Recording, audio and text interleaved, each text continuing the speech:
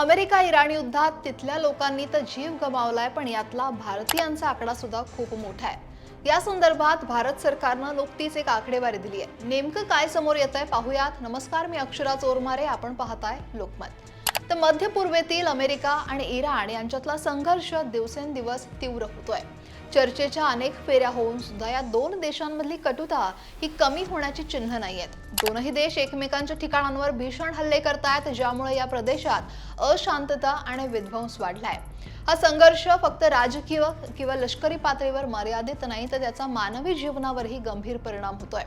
या गंभीर परिस्थितीत भारताचे नागरिक जे नोकरी किंवा व्यवसायानिमित्त मध्य पूर्वेतील देशांमध्ये राहतात, त्यांच्या सुरक्षिततेची चिंता वाढली आहे। याच संदर्भात नुकत्याच पार पडलेल्या पावसाळी अधिवेशनात राज्यसभेत एका महत्त्वाच्या प्रश्नावर सरकारनं माहिती दिली आहे। सीपीआयएमचे खासदार जॉन ब्रिटास यांनी अमेरिका इराण युद्धाच्या पार्श्वभूमीवर या प्रदेशात या युद्धात किती भारतीयांचा मृत्यू झाला आणि किती जण जखमी आहेत किंवा अडकले आहेत असा प्रश्न परराष्ट्र मंत्रालयाला विचारलेला।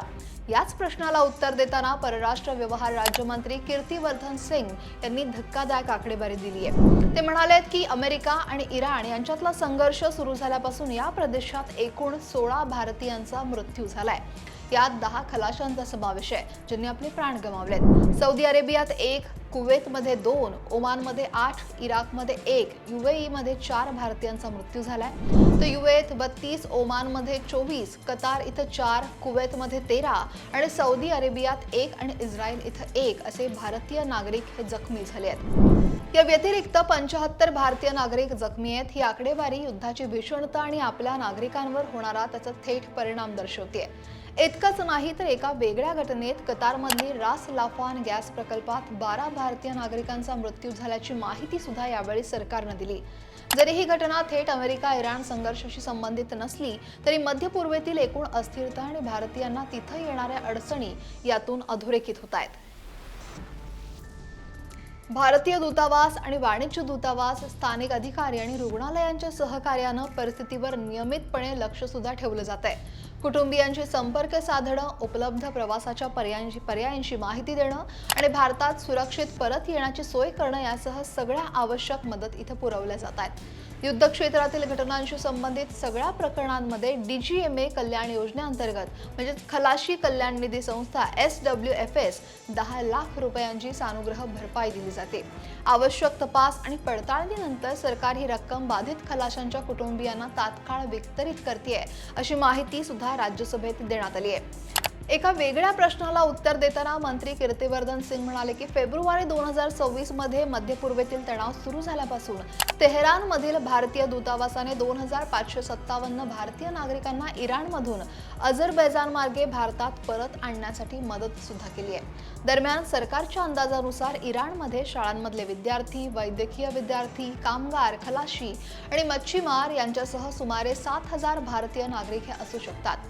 संघर्षामुळे भारतात परतावे लागलेल्या इराणमध्ये शिक्षण घेत असलेल्या भारतीय वैद्यकीय विद्यार्थ्यांच्या समस्या सरकारनं इराणी अधिकाऱ्यांसमोर मांडल्या असून परिस्थिती सुधारण्याच्या उपायांवर सुद्धा आता विचार सुरू आहे, असंही त्यांनी सांगितलंय। भारताचे परराष्ट्र मंत्रालय परदेशातील आपल्या नागरिकांच्या सुरक्षिततेसाठी आणि त्यांना मदत करण्यासाठी नेहमीच तत्पर असतं। सरकारनं सांगितलंय की मृत भारतीयांचे पार्थिव लवकरात लवकर मायदेशी परत आणण्यासाठी संबंधित देशांच्या सरकारांशी समन्वय साधून कुटुंबियांना सर्वतोपरी मदत करण्यात आली आणि तसंच जखमी भारतीयांवर स्थानिक रुग्णालयांमध्ये उपचार करण्यात आले आहेत। भारताचे परराष्ट्र मंत्री एस जयशंकर यांनी सुद्धा पश्चिम आशियातील संघर्ष आणि त्याच्या आंतरराष्ट्रीय अर्थव्यवस्थेवर होणारा परिणाम याबाबत अनेकदा चिंता सुद्धा व्यक्त केली आहे।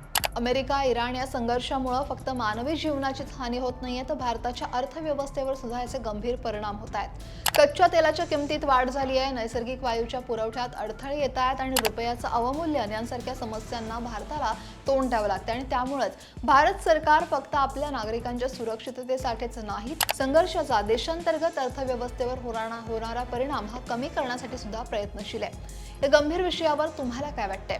मध्य पूर्वेतील आपल्या भारतीयांच्या सुरक्षिततेसाठी सरकारनं आणखी काय उपाययोजना कराव्यात असं तुम्हाला वाटतंय? कमेंट नक्की करा आणि लोकमत सबस्क्राईब करायला विसरू नका।